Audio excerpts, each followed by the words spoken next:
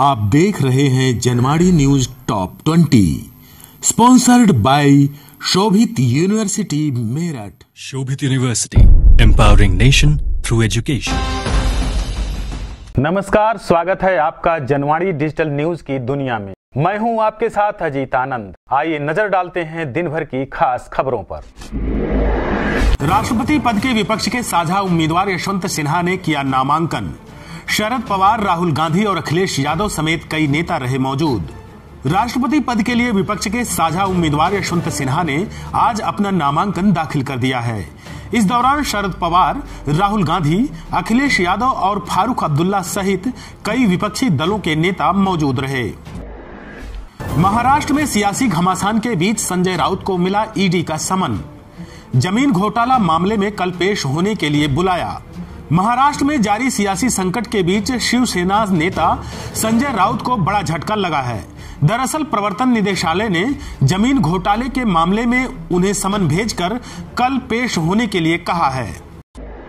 OP Rajbhar ने हार का ठीकरा अखिलेश यादव पर फोड़ा। बोले, एसी कमरे में बैठकर चुनाव नहीं जीत सकते। सपा गठबंधन दल के नेता ओम प्रकाश राजभर ने आजमगढ़ और रामपुर उपचुनाव में मिली हार को लेकर अखिलेश यादव पर निशाना साधा है। उन्होंने कहा है कि एसी कमरों में बैठकर जीत नहीं मिलती है। 33,000 मुर्दे ले रहे पीएम सम्मान निधि का लाभ। रिपोर्ट में खुलासे से मचा हड़कंप, अब होगी वसूली। उत्तर प्रदेश के रायबरेली जिले में 33,936 ऐसे किसान हैं जो दस्तावेजों में मृत होने के बाद भी पीएम सम्मान निधि का लाभ ले रहे हैं। कृषि निदेशालय लखनऊ से भेजी गई रिपोर्ट में इस बात का खुलासा हुआ है। कृषि विभाग जिले की 6 तहसीलों के उप जिलाधिकारियों से मृतक किसानों का सत्यापन कराने के लिए कहा है। राष्ट्रपति रामनाथ कोविंद ने किए ठाकुर बांके बिहारी के दर्शन। मंदिर में राज्यपाल और सीएम योगी भी रहे मौजूद।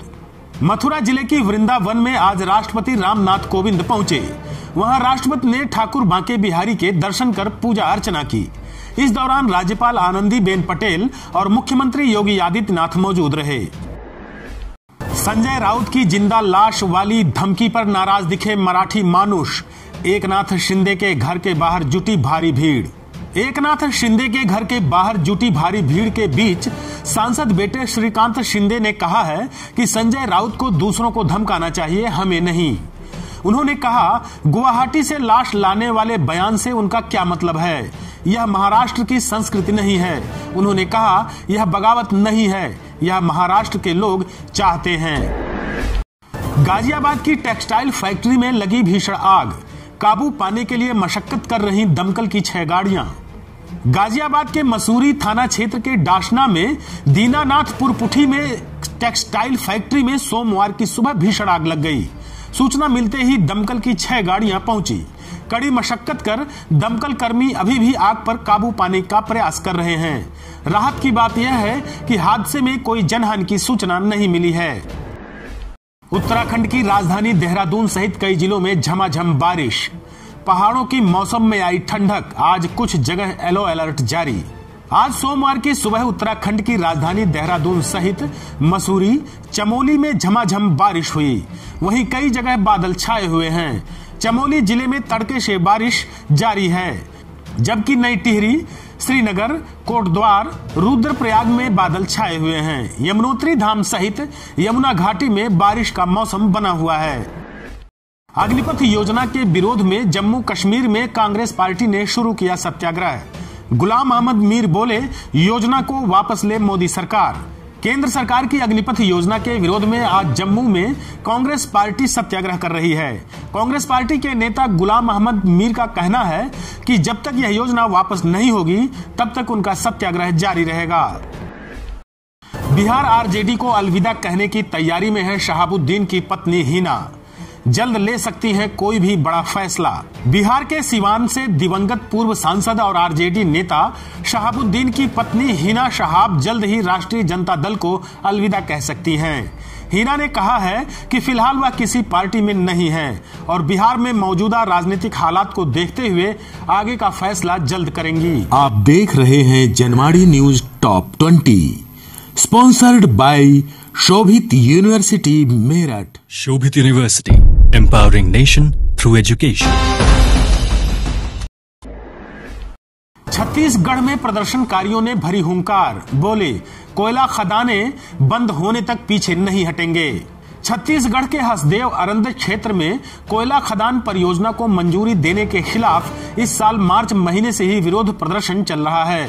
सरगुजा जिले के ग्रामीण भीषण गर्मी के बावजूद अपना विरोध प्रदर्शन जारी रखे हुए हैं। अब वे मानसून की बारिश में अपने विरोध को जारी रखने के लिए तैयार हैं। उनका कहना है कि राज्य सरकार हमारी सुनवाई नहीं कर रही है।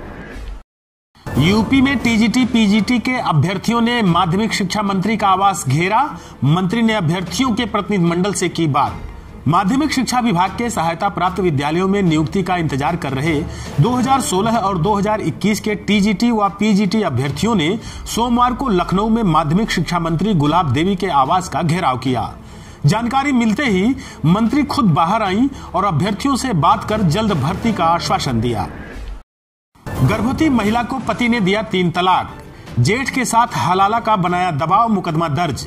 लखनऊ के शहादतगंज इलाके में एक महिला को दहेज के लिए उसके पति ने तलाक दे दिया और फिर लोगों का दबाव पड़ने पर उसके सामने जेठ के साथ हलाला की शर्त रख दी। मामले में मुकदमा दर्ज कर लिया गया है।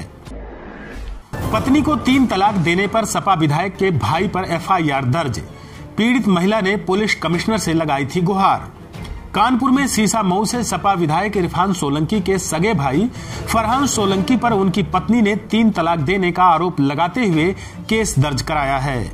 दहेज मांगने और मारपीट का भी आरोप लगाया है। पुलिस कमिश्नर के आदेश पर दर्ज हुए केस में मुख्य आरोपी के भाई व उसकी पत्नी को भी आरोपी बनाया गया है। सीएम धामी ने मसूरी में अमृत महोत्सव डिजिटल प्रदर्शनी का किया उद्घाटन। हस्तकला स्टॉलों का भी किया निरीक्षण। उत्तराखंड के मुख्यमंत्री पुष्कर सिंह धामी ने सोमवार को मसूरी के लाल बहादुर शास्त्री राष्ट्रीय प्रशासनिक अकादमी में आयोजित अमृत महोत्सव डिजिटल प्रदर्शनी एवं आजादी का महोत्सव सेमिनार का उद्घाटन किया। इस दौरान उन्होंने 22 राज्यों द्वारा लगाए गए हस्तकला स्टॉलों का अवलोकन भी किया। पानी की तेज धार से बम को निष्क्रिय कर देता है भारतीय रोबोट। बम स्क्वाड जवानों की बचाता है जान। भारत के पास एक ऐसा स्वदेशी रोबोट है जो हमारे उन जवानों की जान बचाएगा जो बम स्क्वाड में काम करते हैं, जो अपनी जान खतरे में डालकर बम खोजते हैं, उन्हें निष्क्रिय करते हैं। इसे रिमोट स्क्रीन के जरिए 100 मीटर की दूरी से संचालित किया जा सकता है। सुकेश चंद्रशेखर 200 करोड़ उगाही मामला फिर गरमाया। ईडी ने अभिनेत्री जैकलीन को पूछताछ के लिए फिर किया तलब। प्रवर्तन निदेशालय ने बॉलीवुड एक्ट्रेस जैकलीन फर्नांडीज को महाठग सुकेश चंद्रशेखर के मामले में पूछताछ के लिए आज तलब किया है। जैकलीन से ईडी इस मामले को लेकर कई बार पूछताछ कर चुकी है। एकनाथ शिंदे की याचिका पर सुप्रीम कोर्ट ने सभी पक्षों को भेजा नोटिस। अब 11 जुलाई को फिर होगी सुनवाई।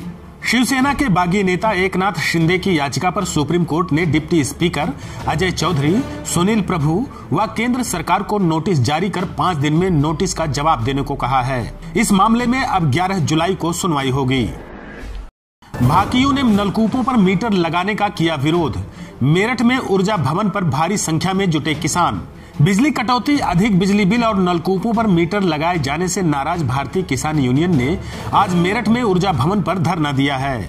भाकियू के राष्ट्रीय अध्यक्ष चौधरी नरेश टिकैत ने कहा है कि किसानों की परीक्षा सरकारें कब तक लेती रहेंगी। किसानों की पीड़ा को नजरअंदाज नहीं किया जा सकता है।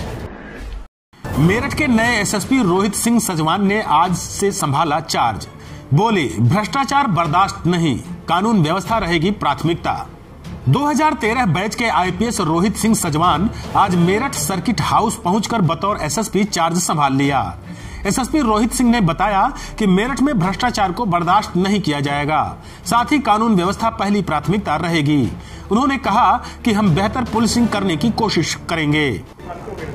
सर, अभी मेरे द्वारा यहाँ पे आगमन किया गया और ज्वाइनिंग जो प्रभार है वो लिया जा रहा है। और यहाँ पे जैसा कि मैंने यहाँ पे हमारे एडिशनल एसपी से उनसे बात की, तो आगे आने वाले दिनों में कांवड़ यात्रा सबसे महत्वपूर्ण है। और उसके अलावा क्राइम कंट्रोल और जो भी मेरे जो पूर्व एसएसपी यहाँ पर हैं उनके द्वारा बहुत ही यहाँ पे अच्छा काम किया गया। उसी तरह से मेरे द्वारा उसी तरह से क्राइम अपराध पर नियंत्रण करने का प्रयास किया जाएगा। इसके अलावा कोई नई टास्क जो आप सोच के आए हो मेरठ के लिए? कांवड़ यात्रा बहुत प्रमुख है। आप देख रहे हैं Janwadi news top 20, sponsored by Shobhit university Meerut. Shobhit University, empowering nation through education.